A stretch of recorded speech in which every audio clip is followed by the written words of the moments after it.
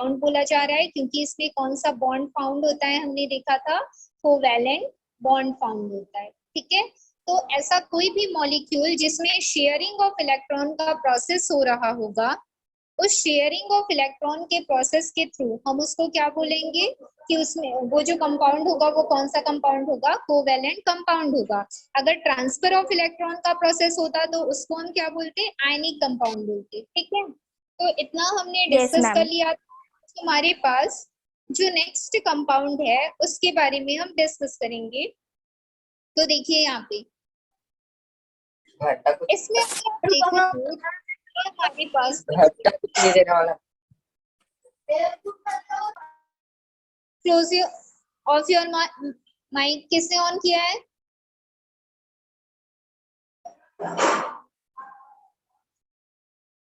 Coffee रखिएगा mic.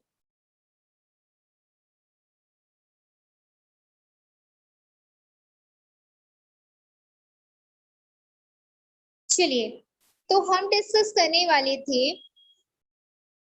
इसमें carbon. देखिए सिंगल हमारे पास एलिमेंट है और जो ऑक्सीजन है उसकी क्वांटिटी कितनी है, 1 2 और 3 है। तो यहाँ पर आप क्या लिखोगे, CO3 लिखोगे।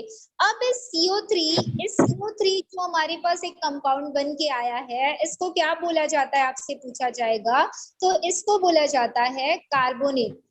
क्या बोला जाता है, कार्बोनेट बोला जाता है। ठीक है, और इस कार्बन कितने चार्जेस लगते हैं, 2 नेगेटिव चार्जेस उस पे लगते हैं। CO3 लिखा जाता है और CO3 के बाद यहाँ पर 2 नेगेटिव चार्जेस हो जाएं तो ये इसका कंप्लीट फॉर्मूला हमारे पास हो जाता है। ओके विजय, ठीक है। अब देखिए यहाँ पे आपको कुछ पूछना है विजय? मैम। हाँ चलिए, तो देखो अब इसमें शेयरिंग कैसे हो रही है। तो हमने प्रीवियस क्लासेस में देखा था कि हम शेयरिंग कैसे कैलकुलेट करते हैं। शेयरिंग कैलकुलेट करने के लिए हम इलेक्ट्रॉनिक कॉन्फ़िगरेशन का हेल्प लेते हैं।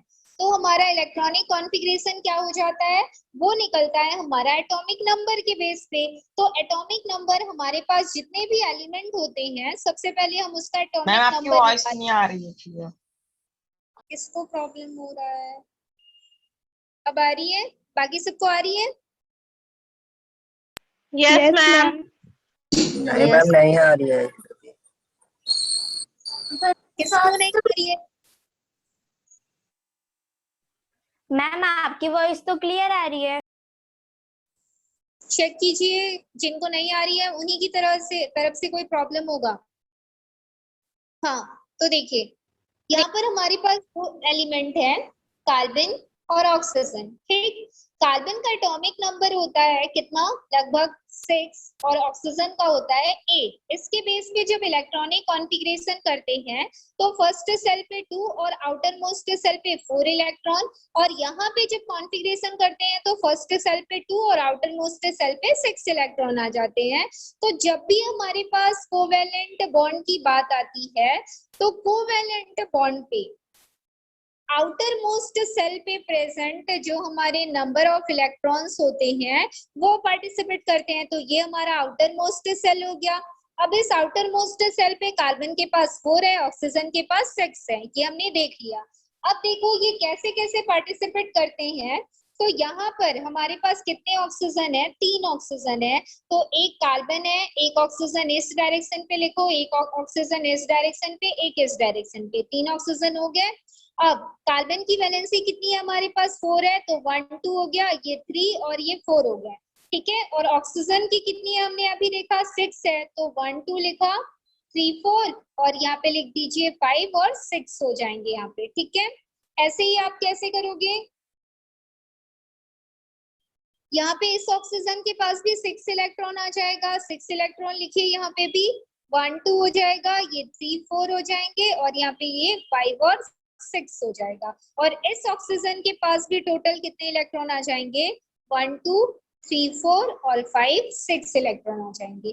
तो देखो इस शेयरिंग में ये जो हमारा सेंट्रल मेटल एटम है इसके पास तो 8 इलेक्ट्रॉन आ गया है, मतलब ये ऑक्टेट कंप्लीट कर चुका है। और जो इसको थर्ड वाली थर्ड वाले ऑक्सीजन से इसका कोई भी पार्टिसिपेशन नहीं हो रहा है।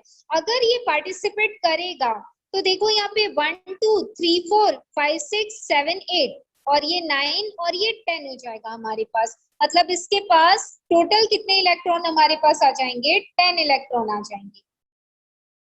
कितने इलेक्ट्रॉन? 10 इलेक्ट्रॉन यहाँ पे हमारे पास आ जाएंगे। तो देखिए इसको अगर कैलकुलेट कर देंगे तो कितने इलेक्ट्रॉन आ जाएंगे? 10 इलेक्ट्रॉन आ जाएंगे। लेकिन स्टेबिलिटी को मेंटेन करने के लिए हमको कितने इलेक्ट्रॉन चाहिए? मैंने आपको बताया था स्टेबिलिटी को मेंटेन करने के लिए हमको 8 इलेक्ट्रॉन चाहिए। तो अगर मुझे इसमें 8 इलेक्ट्रॉन चाहिए तो इस 8 इलेक्ट्रॉन के लिए मुझे 2 इलेक्ट्रॉन इस 10 में से क्या करना पड़ेगा? माइनस करना पड़ेगा। तो जब 10 इलेक्ट्रॉन की तो मेरे पास बचेगा कितना? 2 बचेगा। और इसी वजह से जब CO3 का फॉर्मूला लिखा जाता है तो यहाँ पर पावर पे क्या लिखा जाता है? -2 लिखा जाता है। अब -2 क्यों लिखा गया? बिकॉज ये चार्ज क्या है? एक्स्ट्रा है। Extra charges are present.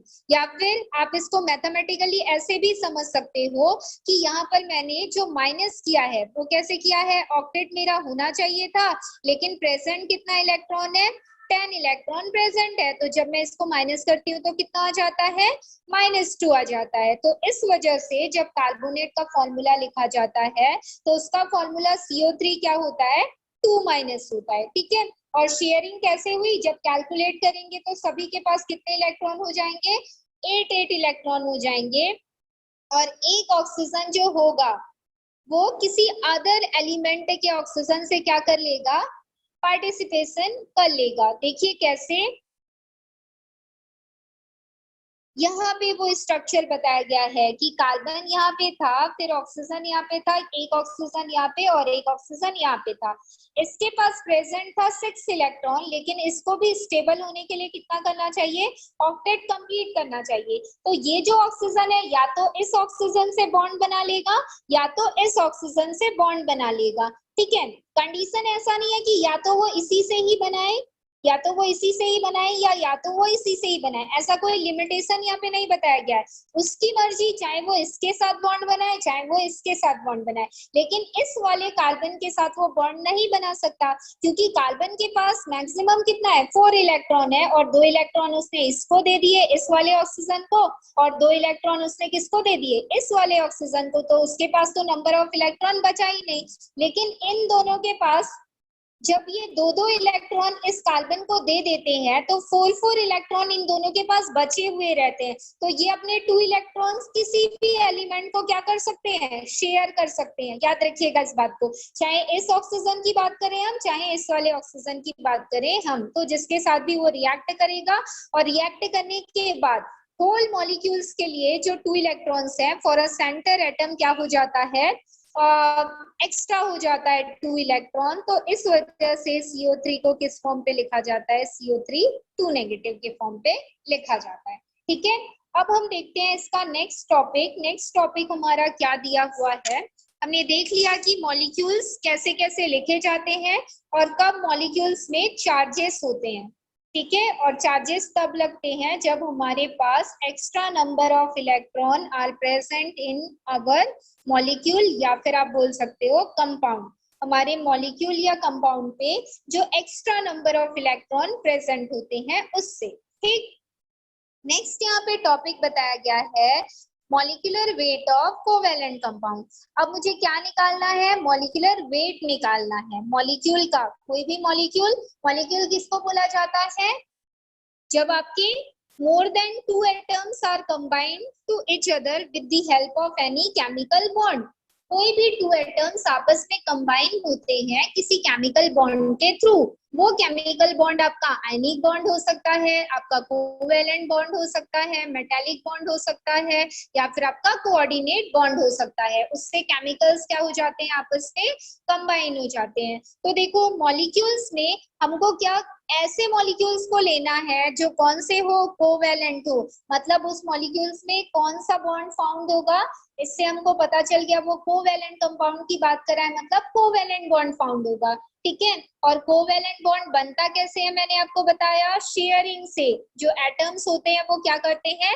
Share करते हैं। तो ऐसे मॉलिक्यूल का अगर हम क्या निकालते हैं, मास निकालते हैं, तो उनको क्या बोला जाता है, मॉलिक्यूलर मास बोला जाता है। तो देखिए कैसे मॉलिक्यूलर मास कैलकुलेट किया जाता है। तो किसी भी मॉलिक्यूल का मॉलिक्यूलर मास कैलकुलेट करने के लिए हमको क्या पता होना चाहिए, उस मॉलिक्यूल में प्रेजेंट जो एटम होते हैं उनका एटॉमिक वेट पता होना चाहिए। ठीक है, सारे जो भी आपने पीरियोडिक टेबल में पढ़ा होगा, hydrogen, helium, beryllium, boron, carbon, nitrogen, oxygen, fluorine, neon, इन सब के बारे में पढ़ा होगा। उसके बाद आपका sodium, magnesium, aluminium, silicon, phosphorus, ये सभी आते हैं, आपने पढ़ा होगा।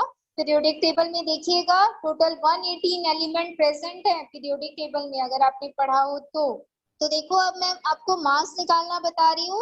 मास निकालने के लिए आपको क्या पता होना चाहिए, मास निकालने के लिए आपको पता होना चाहिए एटॉमिक वेट। एटॉमिक वेट क्यों पता होना चाहिए, क्योंकि जो कंपाउंड बनते हैं वो किसके थ्रू बनते हैं, एटम के थ्रू बनते हैं, और एटम के थ्रू अगर वो बन रहे हैं तो एटॉमिक वेट के हेल्प से ही हम उस मॉलिक्यूल का वेट निकाल सकते हैं। जैसे सपोज मेरे पास कौन सा मॉलिक्यूल है, वाटर मॉलिक्यूल है, तो वाटर मॉलिक्यूल पे एक मेरे पास दो एटम ऑफ हाइड्रोजन प्रेजेंट है और वन एटम ऑफ क्या प्रेजेंट है, ऑक्सीजन प्रेजेंट है।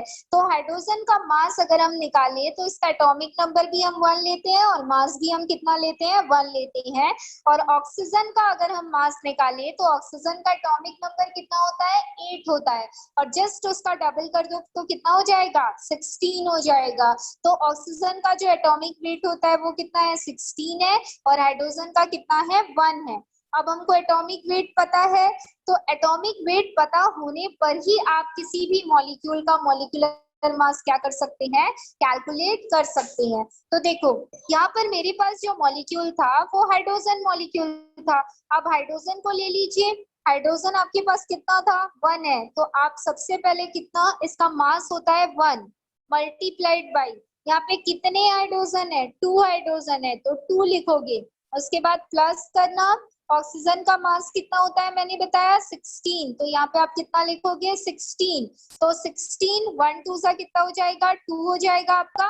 और इस 16 के साथ इस 2 को आप क्या कर दोगे, ऐड कर दोगे।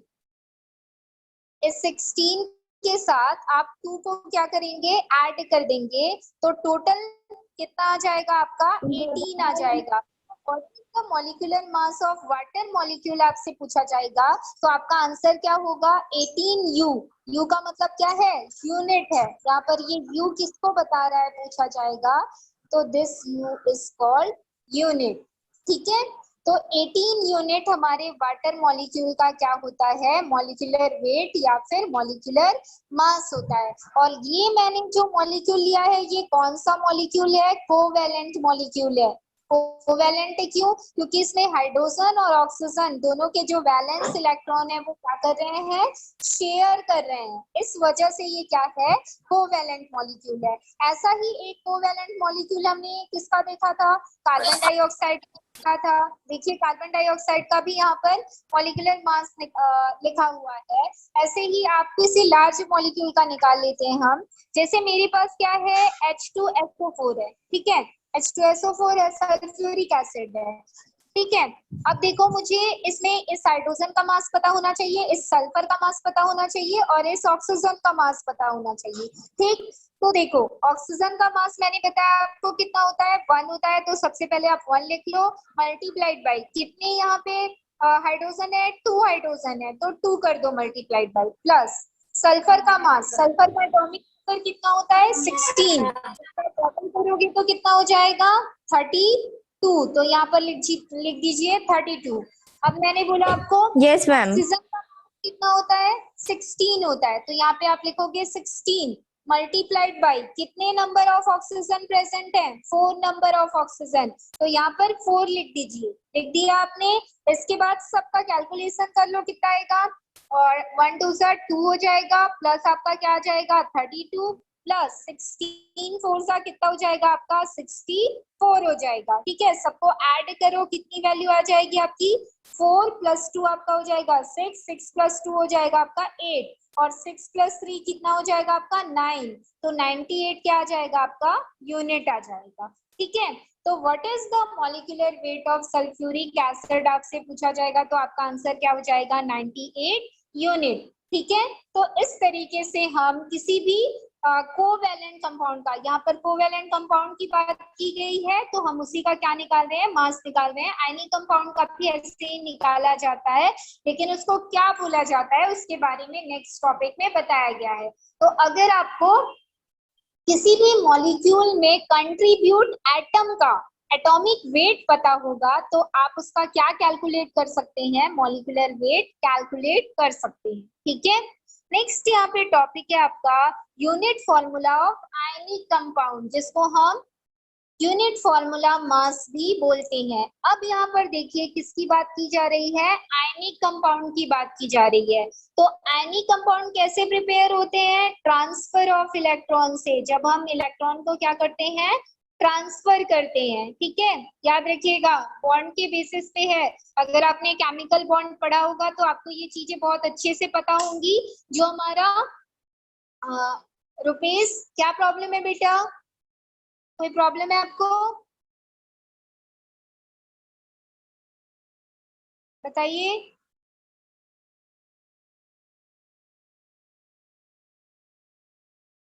रुपेश सारथी,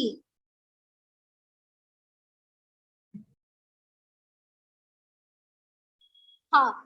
तो यहाँ पे आयनिक कंपाउंड की बात की जा रही है, और आयनिक कंपाउंड है तो उसमें जो बॉन्ड फाउंड होगा वो कौन सा बॉन्ड होगा आपके लिए, आयनिक बॉन्ड होगा। कौन सा बॉन्ड होगा, आयनिक बॉन्ड होगा।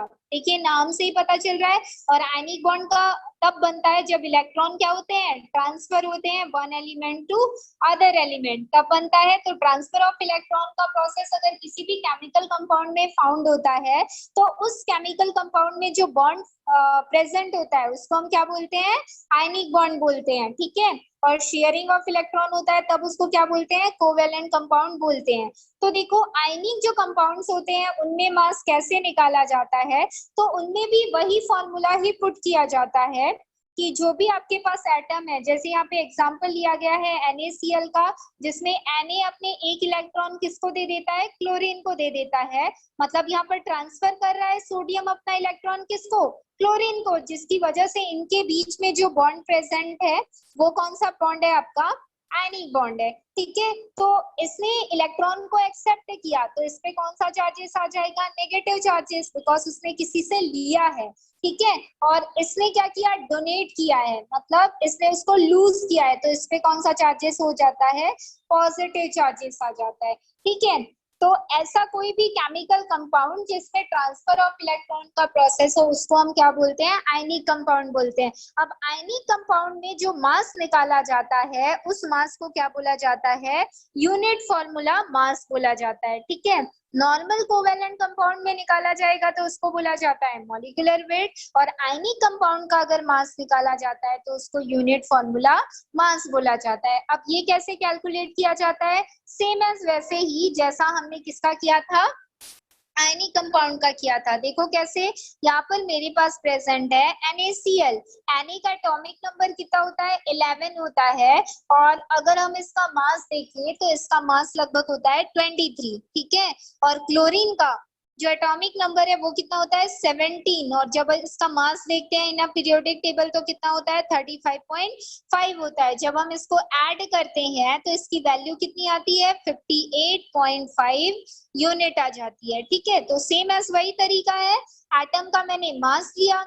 याद रखिएगा अगर आपको एटम का मास पता है तभी आप मॉलिक्यूलर मास या unit formula mass in any compound, चाहे वो कोवेलेंट हो चाहे वो आयनिक हो, आप कैलकुलेट कर सकते हो। तो अगर किसी आयनिक कंपाउंड का हम क्या मास कैलकुलेट करते हैं तो तब उसको क्या बोला जाता है, यूनिट फॉर्मूला मास बोला जाता है। और अगर हम किसी कोवेलेंट कंपाउंड का मास कैलकुलेट करते हैं तो उसको क्या बोला जाता है, मॉलिक्यूलर वेट बोला जाता है। ठीक है, नेक्स्ट हम टॉपिक देखते हैं। नेक्स्ट हमारा टॉपिक यहाँ पर क्या बताया गया है, वो टॉपिक है आपका पॉली एटॉमिक आयंस। क्लियर हो गया होगा आपको। अगर किसी भी तरीके का कोई डाउट आता है अगर आपके पास तो आप मुझसे पूछ सकते हैं, मैम यहाँ पे डाउट आ रहा है बोल के।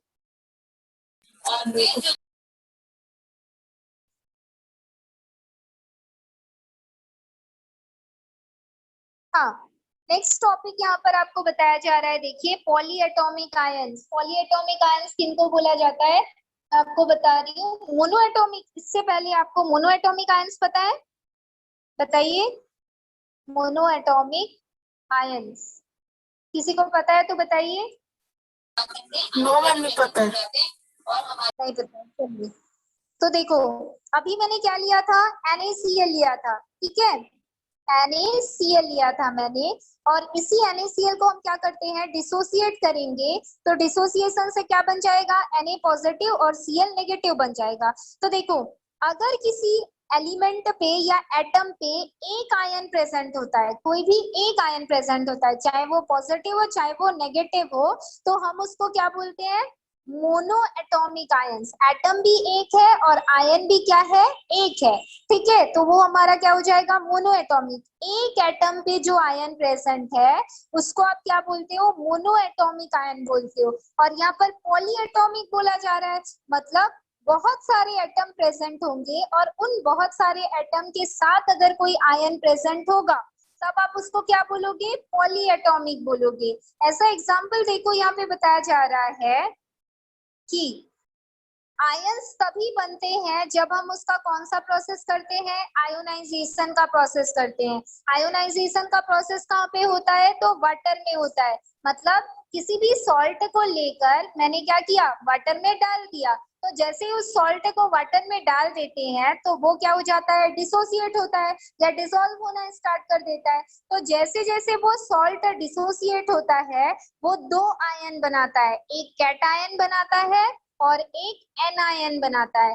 कैटायन का मतलब है पॉजिटिव आयन बनाएगा और एनायन का मतलब है नेगेटिव आयन बनाएगा, ठीक है। तो ऐसे जो आयन्स हमको फॉर्म होते हैं थ्रू आयोनाइजेशन प्रोसेस, वो हमारे पास मोनोएटॉमिक भी हो सकते हैं और साथ में पॉलीएटॉमिक भी हो सकते हैं। अब देखते हैं कि पॉलीएटॉमिक कैसे, एक ही मॉलिक्यूल में आपको मोनोएटॉमिक भी मिल सकता है और पॉलीएटॉमिक भी मिल सकता है। तो देखो, ये आयंस बनने के बाद वो जो सॉल्यूशन होता है, वो सॉल्यूशन आपका इलेक्ट्रिसिटी को क्या कर सकता है, कंडक्ट कर सकता है, इस बात को याद रखिएगा। तो देखो, एक एग्जाम्पल यहाँ पे बताया गया है कि जब सोडियम क्लोराइड भी एक सॉल्ट है, जब उसको वाटर में डिसोसिएट करते हैं तो वो क्या बना लेता है, NaCl, सॉरी Na प्लस और Cl माइनस बना लेता है। तो ये Na प्लस और Cl माइनस क्या है, मोनोएटॉमिक आयन है। इसी तरीके से अगर मुझे कोई दूसरा मॉलिक्यूल दे दिया जाता है, जैसे NaNO3, ये सोडियम नाइट्रेट का फॉर्मूला होता है। सोडियम नाइट्रेट को जब आप वाटर पे डिसॉल्व करोगे तो ये क्या बनाएगा, Na आपका बन जाएगा 2 प्लस और यहाँ पे क्या बन जाएगा आपका NO3 नेगेटिव बन जाएगा। तो अब देखो, इसमें एक एटम पे आयन लगा हुआ है तो ये आपके लिए क्या हो जाएगा, मोनोएटॉमिक हो जाएगा। और यहाँ पे देखो कितने एटम है, नाइट्रोजन का एक एटम है और ऑक्सीजन के 3 एटम है। मतलब अगर मैं ऑक्सीजन को एक ही कैरी करूं तो टाइप को अगर कैरी करूं तो 2 टाइप ऑफ एटम यहाँ पे प्रेजेंट है। और 2 टाइप ऑफ एटम में मतलब यहाँ पर जो एटम्स की क्वांटिटी है वो क्या है, पॉली हो गई, मतलब डिफरेंट टाइप की हो गई। तो जब डिफरेंट टाइप ऑफ एटम्स के बीच में आयंस प्रेजेंट होता है तब आप उसको क्या बोलते हो, पॉली एटॉमिक आयंस बोलते हो, ठीक है। तो जब हमारे पास दो या दो से ज्यादा एटम आपस में कंबाइन हुए हैं और उनके बीच में कोई आयन प्रेजेंट है तब हम उसको क्या बोलते हैं, पॉली एटॉमिक आयंस बोलते हैं, ठीक। यहाँ पे अदर एग्जांपल्स दिया हुआ है, देखो यहाँ पे ये सोडियम नाइट्रेट का डिसोसिएशन बताया गया है। अमोनियम क्लोराइड डिसोसिएट होके अमोनियम आयन बना रहा है, सोडियम सल्फेट डिसोसिएट होके सोडियम आयन और सल्फेट आयन बना रहा है, कैल्शियम हाइड्रोक्साइड डिसोसिएट होके कैल्शियम आयन और हाइड्रोक्साइड आयन बना रहा है, और सोडियम कार्बोनेट डिसोसिएट होके सोडियम आयन और कार्बोनेट आयन बना रहा है। तो बताओ इस सारे इक्वेशन में कौन सा मेरा मोनोएटॉमिक है और कौन सा पॉलीएटॉमिक है। सबसे पहले अमोनियम क्लोराइड में बताइए, अमोनियम आयन जो है वो पॉलीएटॉमिक है या मोनोएटॉमिक है,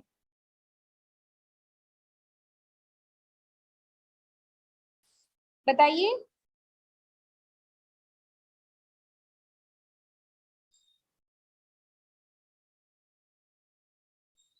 बताइए भाई। मैम हाँ, बोलिए। मोनियम एटॉमिक। पॉली एटॉमिक है, वेरी गुड। अब ये जो हमारा सोडियम सल्फेट है, इसमें सल्फेट जो SO4 सॉरी SO4 2 नेगेटिव है, ये पॉली एटॉमिक है या मोनो एटॉमिक है?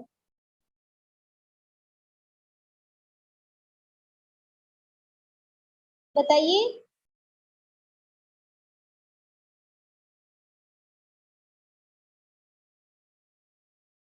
नॉर्मल बात है बेटा, एक से ज्यादा एटम प्रेजेंट है, एक से ज्यादा एटम प्रेजेंट है मतलब क्या हो गया? पॉली हो गया। अगर एक ही एटम S प्रेजेंट होता तब उसको क्या बोलते? मोनो बोलते। ठीक है, चलिए इसके बारे में आप सभी पढ़ के आइएगा। कल की क्लास में हम इससे आगे डिस्कस करेंगे। आज की क्लास हम यहीं पे खत्म करते हैं। एक एटम प्रेजेंट हो तो उसके लिए मोनो टर्म यूज करते हैं, और एक से ज्यादा एटम प्रेजेंट हो तो उसके लिए पॉली टर्म यूज करते हैं। इस बात को याद रखिएगा, ठीक है। तो आज की क्लास हम यहीं पे खत्म करते हैं।